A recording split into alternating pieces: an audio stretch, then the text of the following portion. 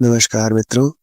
यदि आप अपने पूजा घर में इन दो मूर्तियों को पास पास रखते हैं तो आपको सावधान होने की आवश्यकता है।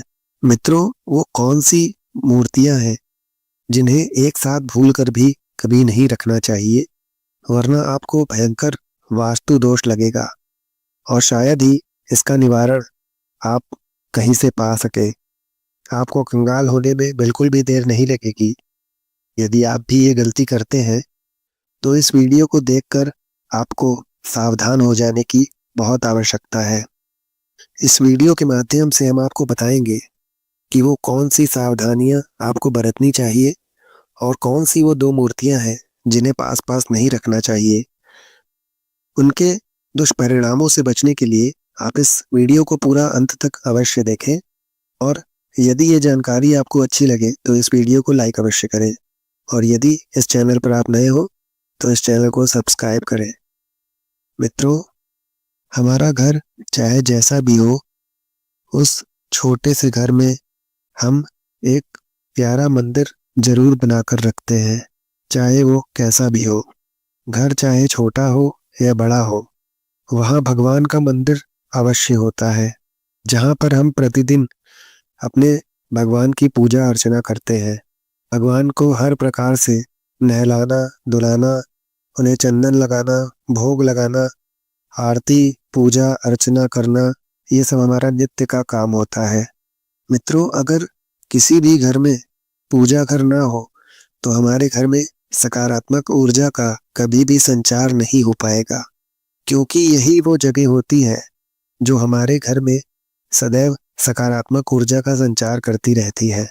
हमारे घर में मौजूद देवी देवताओं की जो मूर्तियां, भगवान से चिंतन करने का सरल सबसे उपाय यही होता है कि हम भगवान के सामने, उनकी मूर्तियों के सामने बैठकर उनसे बातें करते हैं, उनकी पूजा अर्चना करते हैं, उनका ध्यान करते हैं, जिसके द्वारा हम अपने इष्ट देव से अपनी मनोकामनाएं उनके सामने प्रकट करते हैं। लेकिन मित्रों, आपने देखा होगा कि आपकी पूजा का आपको फल नहीं मिलता है। जितना ज़्यादा आप पूजा पाठ करते हैं, फिर भी भगवान आपको उसका उचित फल नहीं दे रहे हैं। आप वो सब कुछ करते हैं जो आपसे आपकी क्षमता के अनुसार हो सकता है, लेकिन फिर भी आपको उसका उचित फल भगवान प्रदान नहीं कर रहे हैं। आपके घर में सुंदर पूजा घर होने के बाद भी आपके घर में सुख, शांति और सकारात्मकता नहीं है।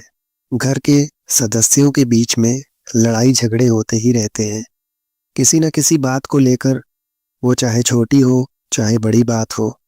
हर थोड़ी देर में, हर दिन कुछ न कुछ, किसी न किसी बात को लेकर विवाद होता ही रहता है। तो मित्रों, हम आपको बता दें इसके पीछे सबसे बड़ा कारण क्या है। मित्रों, ये है आपके घर का वास्तु दोष। वास्तुशास्त्र के अनुसार कहा जाता है कि घर में उत्पन्न होने वाले सभी अशुभ संकेत और नकारात्मक वातावरण का कारण मंदिर में रखी जाने वाली भगवान की मूर्तियां भी हो सकती हैं। मित्रों, आप अपनी इच्छा और पसंद के हिसाब से भगवान की मूर्ति उठा लाते हैं और उसे अपने मंदिर में लगा देते हैं, लेकिन इस विषय में आपको थोड़ा सा सचेत होने की ज़रूरत है। भगवान की मूर्ति रखने से पहले आपको थोड़ा ध्यान देना है, या फिर आपके घर के मंदिर का निर्माण अगर वास्तु दोष के हिसाब से नहीं किया गया होगा तो भी आपके घर में वास्तु दोष आ सकता है। तो इन सभी दोषों को दूर करने के लिए हम अपने घर में वास्तु के नियमों का पालन करेंगे तो निश्चित ही हम इन दोषों से मुक्ति पा सकते हैं। मित्रों, वास्तु शास्त्र में कुछ ऐसे विधि विधान और नियम बताए गए हैं।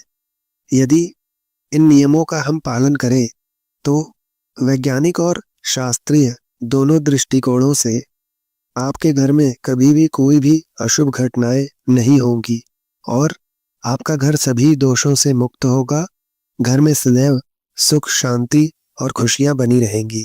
मित्रों, हम आपको बता दें कि घर के मंदिर में मूर्तियां रखने के भी वास्तुशास्त्र में नियम बताए जाते हैं कि किन देवी देवताओं की मूर्ति हमें अपने घर में रखना वर्जित है, या फिर किन देवी देवताओं की मूर्तियां हमें अपने घर में एक साथ नहीं रखनी चाहिए और किन देवी देवताओं की मूर्ति एक साथ रखना बहुत ही ज़्यादा लाभकारी होता है और शुभ होता है। तो ऐसे ही महत्वपूर्ण नियम वास्तुशास्त्र में कहे जाते हैं, जो हम आपको बता दें कि अगर इन नियमों का पालन आपने ठीक से नहीं किया तो इससे आपके घर में दुख, गरीबी, दरिद्रता का वातावरण उत्पन्न हो सकता है और आपके घर से सकारात्मक ऊर्जा जा सकती है और नकारात्मक ऊर्जा अपना निवास आपके घर में बना सकती है, जिससे परिवार के लोग एक दूसरे से लड़ाई झगड़ा करेंगे और हमेशा निराशा और दुख का माहौल आपके घर में बना रहेगा। साथ ही आपके घर में आर्थिक तंगी भी आ सकती है। बिना वजह धन का खर्चा बढ़ता जाएगा और ज़्यादा परिश्रम करने के बाद भी आपको किसी भी तरह की सफलताएं नहीं मिलेंगी। ऐसी बहुत सी परेशानियां वास्तु दोष के कारण हमारे घर में जन्म ले लेती है। तो मित्रों, ऐसा ना हो इसके लिए हम जान लेते हैं कि वास्तु शास्त्र के हिसाब से हमें अपने घर के मंदिर में आखिर कौन सी किन किन देवी देवताओं की मूर्तियां रखनी चाहिए और किन किन देवी देवताओं की मूर्तियां भूल कर भी नहीं रखनी चाहिए। इसके साथ ही सुख समृद्धि की प्राप्ति के लिए हमें कौन कौन से देवी देवताओं की मूर्तियां एक दूसरे के पास में अवश्य रखनी चाहिए। तो वास्तुशास्त्र के अनुसार अगर आप कुछ विशेष देवी देवताओं की मूर्तियों को एक दूसरे के पास में अपने घर के मंदिर में रख लेंगे तो इसके आपको बहुत सारे अच्छे परिणाम प्राप्त हो सकते हैं। यदि इसके साथ ही आपने कुछ देवी देवताओं की मूर्तियों को अपने घर के मंदिर में एक साथ रख लिया तो इससे आपको बहुत ही ज़्यादा अशुभ परिणाम देखने को भी मिल सकते हैं, क्योंकि ऐसे कुछ देवी देवता होते हैं जिनकी मूर्तियों को एक साथ नहीं रखना चाहिए, वो मना ही है। इस वीडियो के माध्यम से हम आपको बताएंगे कि वो कौन सी मूर्तियां हैं जिन्हें एक साथ नहीं रखना चाहिए। मित्रों, सबसे पहले हम ये जान लेते हैं कि घर के मंदिर में आखिर हमें कौन कौन सी देवी देवताओं की मूर्तियां अवश्य ही रखनी चाहिए। इसमें सबसे पहले भगवान श्री गणेश जी की मूर्ति। गणेश जी को प्रथम पूज्य कहा जाता है, जो विघ्नहर्ता भी कहलाते हैं। मित्रों, पूजा घर में गणेश जी का चित्र, उनकी मूर्ति अवश्य ही होनी चाहिए, परंतु ये एक से अधिक नहीं रखनी चाहिए। विशेष तौर पर अगर गणेश जी की तस्वीर ऐसी हो जो कि माता लक्ष्मी के साथ हो और उनके बाएं तरफ विराजमान हो तो ये बहुत ही ज़्यादा अच्छा माना जाता है, क्योंकि मित्रों ऐसी मूर्ति घर में सभी विघ्न को, सभी परेशानियों को और नकारात्मक ऊर्जा को और सारी समस्याओं को हमारे घर से बहुत ज़्यादा दूर कर देती है। मित्रों, अब बात करते हैं दूसरी प्रतिमा, जो स्वयं माता लक्ष्मी की प्रतिमा होती है। माता लक्ष्मी धन और समृद्धि की देवी होती हैं। यदि आप चाहते हैं कि आपके घर में सुख, समृद्धि, धन, संपदा आती रहे तो आपको अपने घर के मंदिर में पूजा स्थान पर माता लक्ष्मी की एक मूर्ति या तस्वीर अवश्य ही रखनी चाहिए। मगर आपको एक बात ज्ञात होनी चाहिए कि कभी भी माता लक्ष्मी की एक तस्वीर या मूर्ति अर्थात अकेले उनकी तस्वीर या मूर्ति लगाना शुभ नहीं होता है। मित्रों, यदि आप माता लक्ष्मी की तस्वीर लगा रहे हैं तो उनके साथ भगवान नारायण की तस्वीर होना भी बहुत ज़्यादा ज़रूरी होता है, क्योंकि मित्रों जगत का पालन करने वाले भगवान नारायण माता लक्ष्मी के स्वामी अर्थात पति हैं। माता लक्ष्मी भगवान विष्णु के बिना कहीं किसी के घर में नहीं रहती, और अगर आप चाहते हैं कि माता लक्ष्मी सदैव आप पर प्रसन्न रहे तो उसके लिए आपको सदैव माता लक्ष्मी से पहले भगवान विष्णु नारायण की पूजा करनी चाहिए, क्योंकि मित्रों ऐसा करने से आपके घर में संपन्नता और वैभव सदैव बना रहता है। यदि आप पहले भगवान विष्णु की पूजा करते हैं फिर माता लक्ष्मी की पूजा करेंगे तो ऐसे में माता लक्ष्मी के साथ साथ भगवान विष्णु हरि नारायण की भी कृपा आप पर बनी रहेगी, वो दोनों आपसे प्रसन्न रहेंगे। धन प्राप्ति के लिए आपको माता लक्ष्मी और भगवान गणेश जी की संयुक्त रूप से पूजा अवश्य करनी चाहिए। तो अब बात करते हैं तीसरी मूर्ति की, और वो है संकट मोचन महाबली हनुमान जी की। मित्रों, सभी प्रकार के संकटों को अपने घर से दूर रखने के लिए आपको हनुमान जी की एक मूर्ति या तस्वीर अपने पूजा घर में अवश्य रखनी चाहिए। इससे घर के सभी वास्तु दोष, घर के लड़ाई झगड़े समाप्त हो जाते हैं। और मित्रों, इसके साथ ही घर पर अचानक ही यदि कोई संकट आने वाला होता है तो वो भी संकट मोचन महाबली हनुमान बजरंग बली की कृपा से पूजा करने से संकट टल जाता है। इसके लिए आप प्रतिदिन उनकी पूजा अर्चना करें, हनुमान चालीसा का पाठ करें। मित्रों, साथ ही आप इस बात का ध्यान रखें कि हनुमान जी की मूर्ति हमेशा बैठी हुई मूर्ति की ही पूजा स्थान में तस्वीर या फिर मूर्ति लगानी चाहिए। इससे घर में सदैव सुख, शांति और समृद्धि आती रहती है। मित्रों, अब जानते हैं चौथी तस्वीर या मूर्ति के विषय में, जो है भगवान राम दरबार की तस्वीर। आपको अपने घर में अवश्य ही लगानी चाहिए।